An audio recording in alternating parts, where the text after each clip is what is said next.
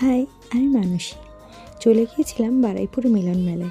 আর যেতেই কাউন্টারের দুই সাইড দিয়ে এরকম ইঁদুরের গর্ত দিয়ে তোমায় টিকিট দিয়ে দেবে, তারপরেই প্রবেশ করলাম ভেতরে। প্রথমেই একটু চায়ে চুমুক দিয়ে মেলাটা ঘোরা শুরু করলাম।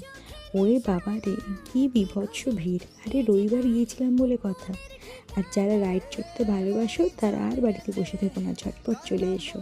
প্রচুর প্রচুর রাইড এসছে। এই সব কিছু তো খুব ঠিক ছিল, কিন্তু সব থেকে ভয়ঙ্কর ছিল এইটা। ওরে বাবা রে, নিচে দাঁড়িয়ে দাঁড়িয়ে আমার তো মাথায় ঘুরে গেল। কিন্তু প্রচুর মানুষ চড়ছে। এছাড়াও নানা রকমের সব তোমরা পেয়ে যাবে, জামার কাপড়, শীতের বাটি, যেগুলো মেলায় বেসিক্যালি থাকে।